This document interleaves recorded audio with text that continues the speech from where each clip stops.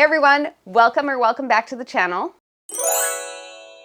So in today's video, we are going to be looking at all of my February reads. Now, February was a bit of a trying month. I have about 4 or 5 DNFs that are total DNFs and about 2 or 3 soft DNFs, which I'm going to talk to you guys about. But first, we will start with the books that I have read, and then we will go through all of the books, what I thought of them, and then I will tell you where I am for what I'm reading right now and where I plan to be heading in the month of March. Now, editing Zahava here. So I just want to say that as I'm watching the playback of this video, the mic sound is coming in really muffled, and I'm sorry about that. I'm going to have to try and figure out what's wrong with my mic settings. I'll work on that for future vlogs, but please bear with me because I am not re-recording this video for you all. So for this time, the mic is going to be like a little muffled, but hopefully I will get better at figuring out what the problem is with the mic as we move forward. So thanks for hanging in there. As for monthly TBRs, if I'm going to be doing those on this channel, I'm not exactly sure yet. I don't know how well that's going to work for me because I'm such a mood reader, and I don't know if I commit to you guys about reading certain books for the months going forward, if I'm actually going to stick to that list, because new books may come in, I might change my mind, I might be feeling more influenced by some booktubers' recommendations and things like that, and also where my life is going, how much time I have, and all of those variables. So for me to commit to you guys to read certain books in a certain month, as in doing a monthly TBR, such as books I want to read in March, books I want to read in April, etc., I don't know if I'm ready for that kind of level of commitment right now. But I can tell you about all of the books that I read this month. So without further ado, let's get into it. So first, let's start with the print books that I finished. The first book we're going to talk about is the Terminal List. This is something that I finished just recently, only 2 nights ago, and I actually did start watching the Amazon Prime Video miniseries that has about 8 episodes. I think it was produced in 2022, which is based on this novel. Now for me, I ended up giving this book a 3.75, mostly due to the acronyms and mechanical language and talk of weaponry and armory and things like that I just didn't like. To me, it was like a different language. You know, I'm not somebody that can tell the difference between one type of firearm or another, and it just like there was too much given to that kind of differentiation between one type of weapon and another type of weapon. So they lost me on that, and that's why I gave this book a 3.75. Other than that, I found it kind of maybe lacking in character development. So I don't know, this book had some issues for me. I'm watching the miniseries on Prime, but I'm not exactly jiving with it because it's much too different than the book. But all in all, 3.75. I liked it, but I'm very happy to unhaul this book. No issues unhauling this one for me. The next one that I read, as you guys saw in a previous vlog, is The Girl in the Tower. Now, this one was a good middle book, mid-range book. I did also get the 3rd book in the series, which is The Winter of the Witch, which I will put up next to me. You should see it on the screen right now. So I read those 2, and I completed my first trilogy of 2025. Very happy about that. I will say that the series as a whole was kind of a letdown. I think I saw this series being recommended as a romantasy on somebody's reading list somewhere, and it was not that. It was not that. I think it ended kind of weakly for me. I really wanted to like it. I mean, I finished the series, but I ultimately lost interest in the entire series about a quarter of the way through the 3rd book. But because I had invested so much of my time into reading the series, I just plowed my way through it, but I don't know, like it was such a letdown. So overall, I would say that I give the Winter Night trilogy a 2.5 to 3 star as a series. It started off really strong, but then it ended for me kind of like on a, I'm bored, I don't care, I'm not interested in the characters anymore. The book series, I think, was way too long. Like, it could have been done probably in 1 book without all of the extraneous things. And there were just some characters that I felt that didn't get their comeuppance the way they should have. Like, there was, I don't know, some of the writing kind of fell flat for me in the end. So that was kind of a disappointment. But I did end up finishing the Winter Night trilogy. So that is a trilogy that I can knock off the list as having been completed. Then I read A War for Magic, which is the first in the Legacy of of Light series. I still have books 2 and 3. It is a relatively quick read written by a Canadian author, and I just needed that mental break, palate cleansing, very easy, chosen one type of novel. And this is a romantasy. I don't know how spicy it is exactly because I'm pretty sure there's like 0 spice level in the first book, but I believe it is a romantasy, so I will have to read the other 2 books to see how that develops, and hopefully there's going to be some adult content in it because, you know, I'm in my 40s, people. Like, I want adult content in my books, you know. I've been married twice. Like, I've lived some things, you know, so I definitely want to be reading big girl stuff. And I'm hoping that this book is going to deliver that, but I do have to read the other 2 because the first one was pretty clean. I think there was like zero spice in the first book. So I don't even know if it's a romantasy. I guess I'll have to see, but I really like this book. It's not a popular book. Not a lot of people know about it, but I would suggest that you guys check it out. It might be of interest to you. I really enjoyed it. For me, it was easily 4.5 stars. So I'm hoping the rest of the series will give what this first book is giving. Then way back at the beginning of the month, I also read The Silent Patient. And for this one, I just gave it like 4.75 stars. It just did not make the cut for me for a 5-star book. And I'm not sure why. It's just like an overall feeling that I have. But I definitely really liked the book, and as a result of reading this book and really enjoying this book, and we'll talk about it a little further down in the video, I did go and look for the author's backlist. I already had a copy of The Fury on my TBR, which I picked up at a thrift store a long time ago, and then I borrowed on audio The Maidens, which we'll talk about in a little bit when I talk to you guys about the audiobooks that I listened to this month. But I really enjoyed The Silent Patient. If you're asking if it's worth the hype, I think so. Absolutely. It was a really good time. I don't regret it. I don't know if I would call this necessarily a mystery thriller, but it definitely kept my interest, kept me turning pages, and all of that. So I was really happy with this one. 4.75 stars for me with The Silent Patient. If you haven't read it, I highly recommend. Next, I read The Vanishing Half by Britt Bennett. This one, oh my God, you guys. This one's so worth the hype. I really enjoyed this one. There are a lot of really meaty, discussion-worthy themes about family, about relationships, about truths being told, and how that can either make or destroy relationships, solidify or break down relationships. Yes, it is about race, and it is about a set of twins who can pass for white. And one half of this set of twins decides to live her life as a Black woman, and the other one lives her life as a white woman. And with it, I don't want to get into spoilers about this book, but I just want to say that honesty cannot be underestimated. I think that there is one character in this book that I feel gets really the short end of the stick throughout all of this. And if you guys know who she is, then you will absolutely know. Like, if you guys want to talk about it in the comments, then we could talk spoilers in the comments. But for the video, I don't want to give any spoilers. But there's just this one character who I feel has gotten really the short end of the stick. And, you know, it really sits with me because it brings up all of these questions about identity and, you know, whether you can trust the people around you who say that they love you and whether everybody's love language is the same. I hope that that makes sense. In any case, The Vanishing Half is a terrific book, really accessible prose, and I think it's something that everybody should read. I actually annotated this book. I don't know if you guys can see that, how well that's going to come in on camera, but I'm going to keep this book. It's going to live rent-free in my head for a very long time. 5-star read for me, this one. Absolutely recommend. My second 5-star read of this month was Piranesi. Guys, when I tell you that this is worth the hype, it is worth the hype. It is worth the hype. I would say, caveat, I think that you guys, and now I don't know if everybody can access a print version of this book. I would be curious as to what the audio of this book sounds like. So if I do a reread of Piranesi, I think that I will probably choose to do the reread on audio just to sort of get a feel for how the story could be told to me. I'm not somebody that generally does a tandem read of things, so I'm not likely to listen to the audio and read the book at the same time.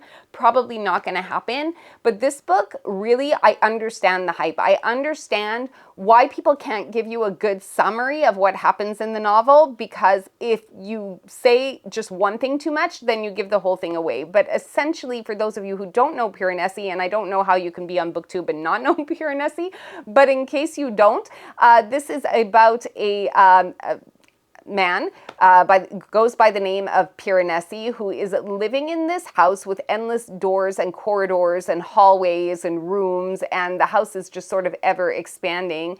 And he is the caretaker of this house, and he just has no memory of his life before being in this house. And it's kind of like a coming of age story where he has to sort of discover who he is, why he's there, and all of that and all that jazz. So really interesting, bizarre tale. It is a fantasy, and everyone should read it. Literally everybody. Everyone should read this one. The next book that I picked up is a book of short stories called Black Feathers. So because it was a book of short stories, altogether the book itself was like a 4-star read for me. But I don't remember if I gave it 4 or yeah, it was a 4-star read for me. My favorite story in this novel was The Mathematical Inevitability of Corvids by Shannon Maguire. And this story just, oh God, it spoke to me. It spoke to me because our protagonist in this story is on the autism spectrum. And of course, if you've been here before, you know one of my children is also ASD, and I don't know, whenever I see a neurospicy character, it just talks to me. I want to read all about that. And yeah, it's just, I love the story. Before the author even made mention of the fact that the girl had autism spectrum, it was so evident in the writing. Maguire is especially skilled. Now, I have not read anything else by Maguire, but I can tell you just based on the story that she's especially skilled in showing and not telling. And why this is important, you guys will see in just a minute when we talk about some of my DNFs for this month. But for a short story collection of dark avian tales written by a slew of authors, a great cast of characters, if you guys are interested in something a little offbeat and you like to consume short stories, which I realized later on in life that I actually do like to consume short stories, and I have quite a few short story collections on my TBR right now. And I highly recommend this book if you can get your hands on it. I don't know how easy it will be to get your hands on it, because this one actually I got from Indigo on their bargain shelves, but I think it's a little bit hard to find online. So I don't know, but this too, highly recommend for bird lovers, for dark horror, you know, just mood reads.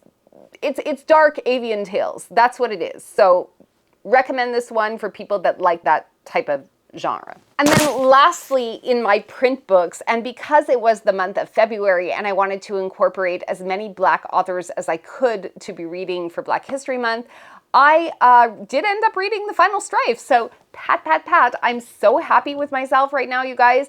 This one was just under or just over, just around 600 pages. If you include the little short story that is tacked on to the end of it, which is about 10 pages long. This book is the first in a trilogy, and it is absolutely fantastic. Like, it's so good, you guys. It's so good. It reads beautifully. The language, again, very accessible to a wide range of readers. The author, again, does a lot of showing and not necessarily telling. It is a LGBTQ plus novel. It is just a novel about friends to lovers and just really fun, excellent world building, beautiful maps on the inside of this particular edition. This novel was just all the things. So I ran to Book Outlet because they were having their $7.99 book sale. It's $7.99 in Canada, $5.99 in the US whenever they have that sale.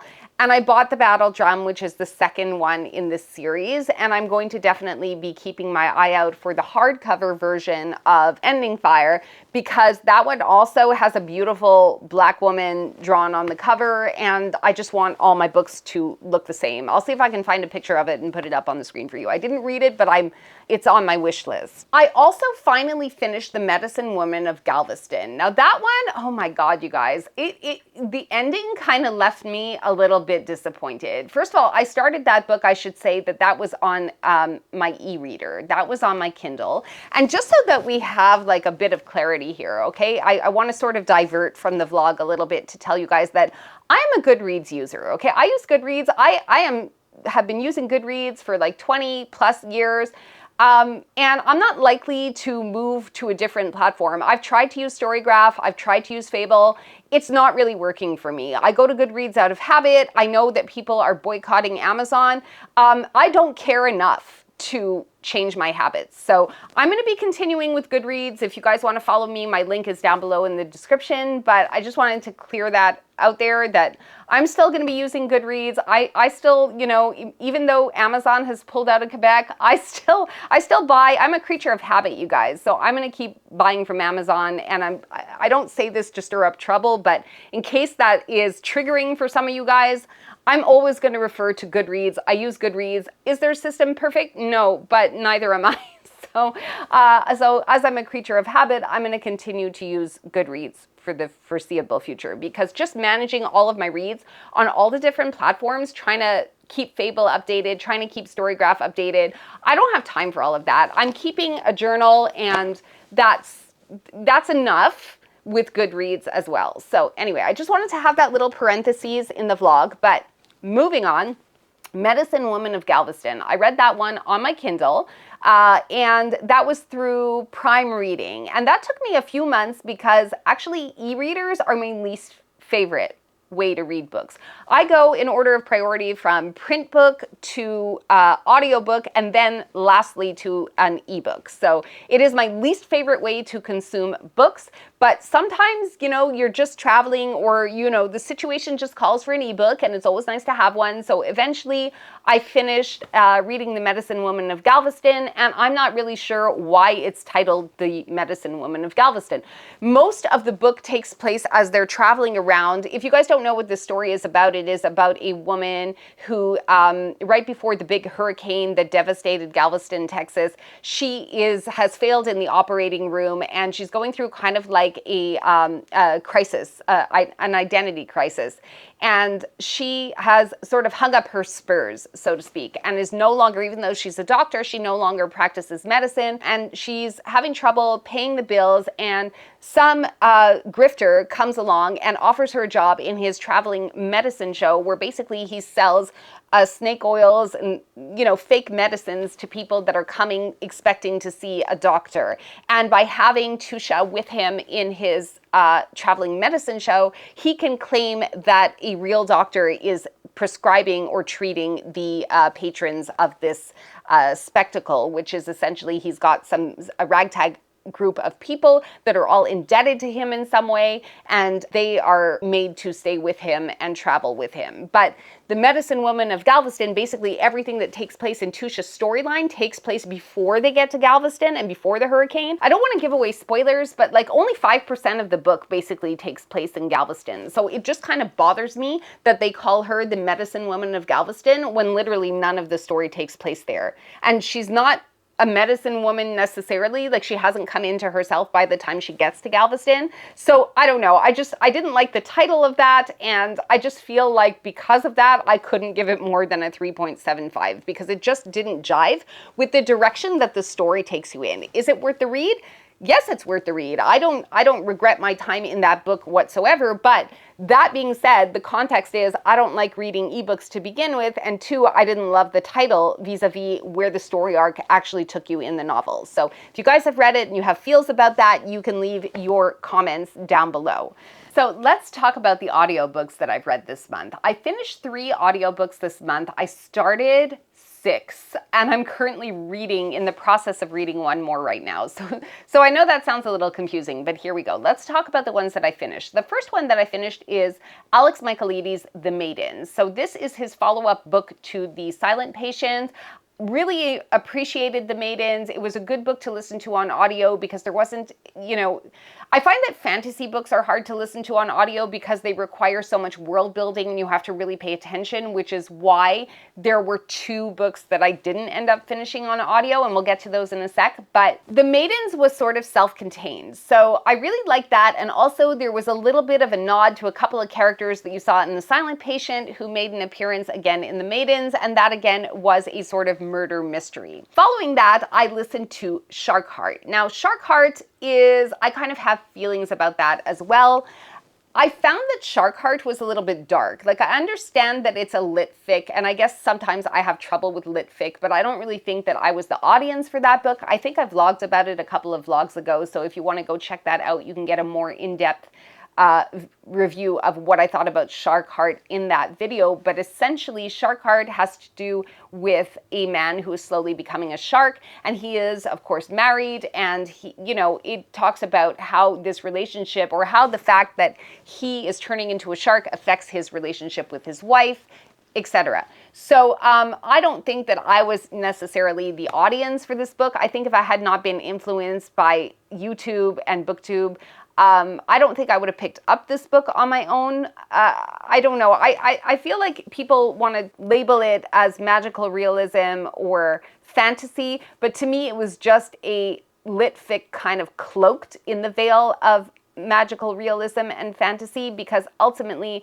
the themes that it talked about were really about sickness, death, loss, changing of relationships, effects of these phenomena on relationships, and it was just a heavy kind of read for me. So I didn't totally love it. I didn't totally hate it. I think for me, the book was just okay. So it's kind of going to be for me about a 2.5 to a 3-star read. I'm just glad I didn't spend any money on it.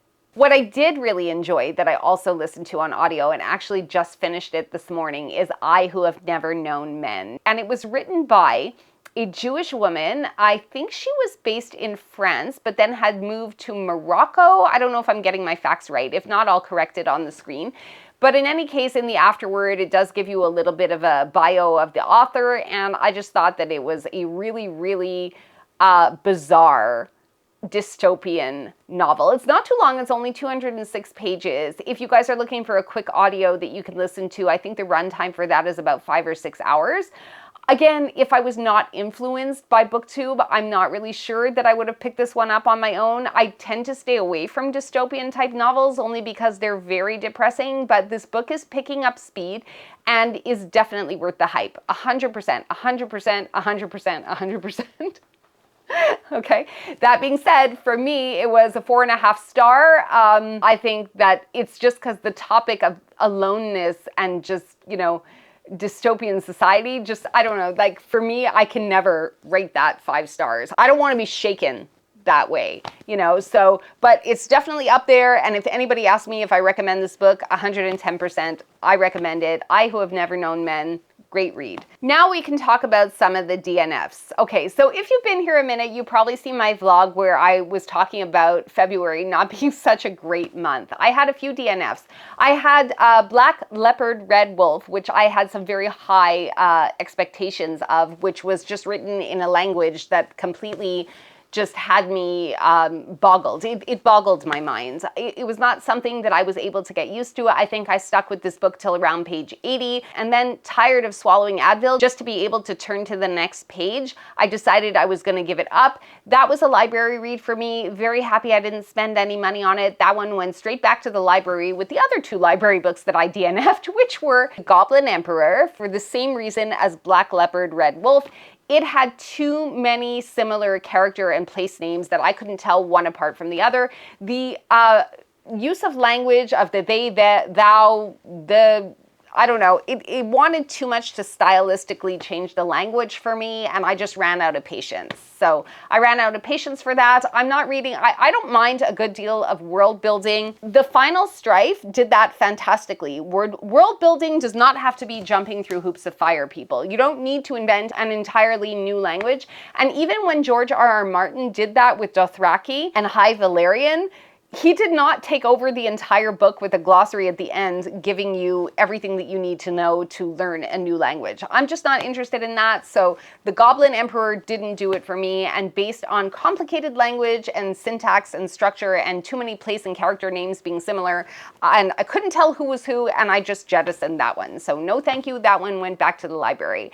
Then there was the question of Babel. I made it a good chunk of the way through Babel. I ultimately DNF'd it about 236 pages in or something along those lines, and that was because the story was moving forward at such a snail's pace that it lost my interest. So I don't really have much more to say about that. It started off very, very strong for me. I really wanted to like it, but I felt that it wasn't going anywhere. And also the footnotes, I know I mentioned this in a previous vlog, very distracting for me because my eyes were jumping all over the page just to find where the tiny little, and the font point was so small on that novel that I couldn't even see where the asterisks were in order to relate them to the footnotes at the bottom of the page. So it just was not a good time.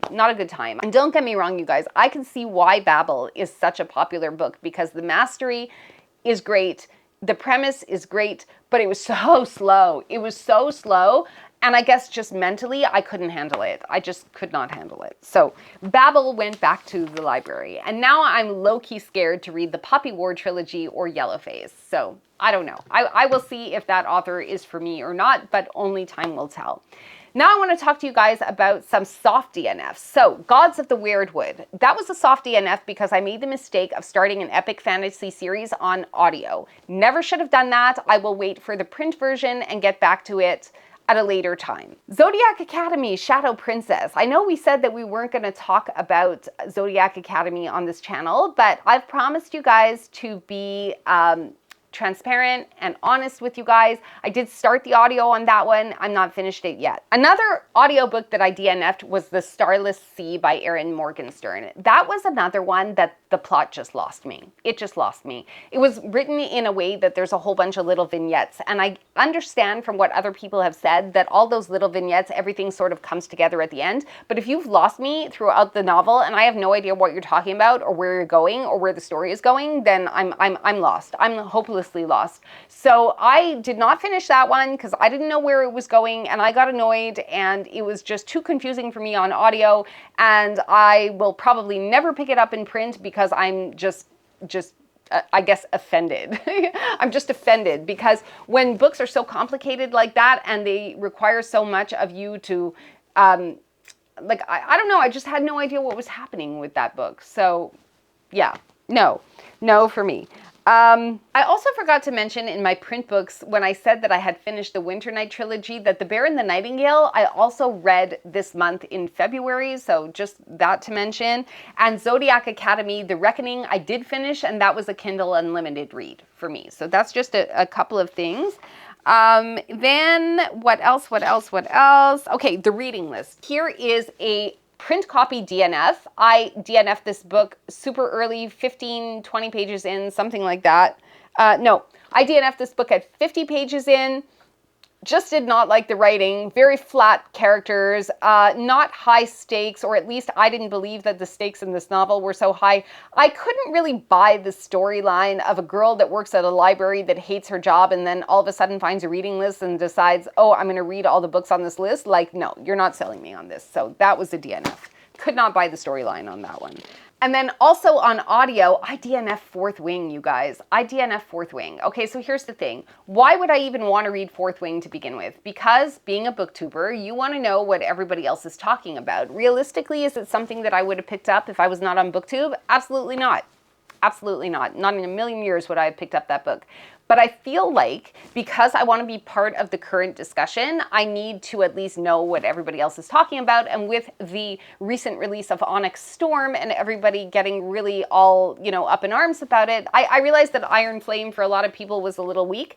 But either way, I couldn't get past Fourth Wing, I think like chapter 4 or something on audio. So that could be for two reasons. One, it could be because the story just isn't that interesting to me. And also, can I just say that I really don't like when stories are told in present tense? Like if it's first person, present tense, I don't know, that does something to my brain. It's not my favorite way to consume a story. First person narrative in present tense, I don't know. It's weird for me. I don't love it, but That's the way it's written, and I think that I may enjoy the book a little more if I get a print copy. So right now I have a hold on a print copy of Fourth Wing from my library. I'm waiting for my turn to come up. I'm really not in a rush for that. And now lastly, I'm going to talk to you guys about the 2 books that I am currently reading, and hopefully we can close off the vlog after this.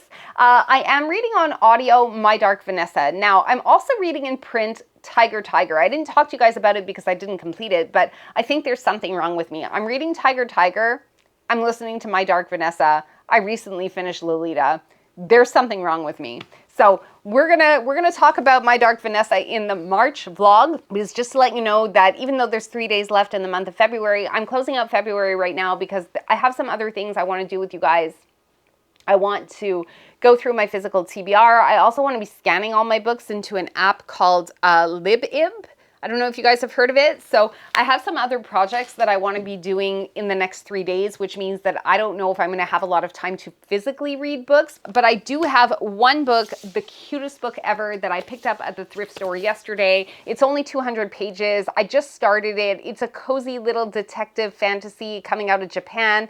I mean, just look at the cover, you guys. How cute is this cover? So basically, I'll read this to you if you guys are unfamiliar with it, because I was unfamiliar with it, but basically it says, down a quiet back street in Kyoto exists a very special restaurant. Run by Koichi Kamogawa and her father Nagari, the Kamogawa diner serves up deliciously extravagant meals, but that's not the main reason customers stop by. The father-daughter duo are food detectives. Through ingenious investigations, they're able to recreate dishes from a person's treasured memories, dishes that may well hold the keys to unlocking their forgotten past and future happiness. The restaurant of lost recipes provides a link to vanished moments, creating a present full of possibilities. So basically, this book is like a cozy little warm hug of a detective novel where people come to their restaurant with nostalgic recipes in their minds that they want recreated. And this father-daughter duo do their utmost to recreate those recipes for their patrons, but also with a little dose of soul healing, nourishing, in an effort to kind of mend whatever emotional things are going on with that person through food. And I think it's a great premise. For $3.75, I really can't go wrong. As I've said, the cover is really what sold me on this one. It is a bestseller in Japan, the first of his series, and I just thought I would give it a go, see how it goes. It should be a nice little cozy warm hug, and I will let you guys know how this one goes in the March vlog, because probably by the time I'm finished this book, I won't be doing weekly vlogs, so you'll get my summary of this in the March vlog. But yeah, I think we're gonna close out this vlog here, you guys. I know it was a little bit all over the place. I will try my best in the editing process to make things a little more coherent for you. It was a rough month. February was a rough month. There were so many DNFs this month. And actually just recording this video was so stressful for me that I think I have to go and take some Advil right now just to sort of get myself into a place where I'm able to sit down and edit. So I wanted to thank you guys so much if you have made it to the end of the video. You guys know if you're still here, you're absolutely my favorite. If you haven't already and you like this kind of content, please consider liking this video and subscribing to the channel. There's some interesting links down below in the description for you, such as the link to my Goodreads if you guys want to go check that out. And also a coupon to Book Outlet that you guys could get $5 off, and I could get $5 off if you guys use my coupon code link referral thing. So I would love that because I have a pretty bad book buying habit. So anyway, you guys, thanks again so much for being here. I will see you again in the next one where hopefully we will be doing a TBR walkthrough, because that is the plan, and I hope that you guys will join me for that. See you again next time. Ciao for now.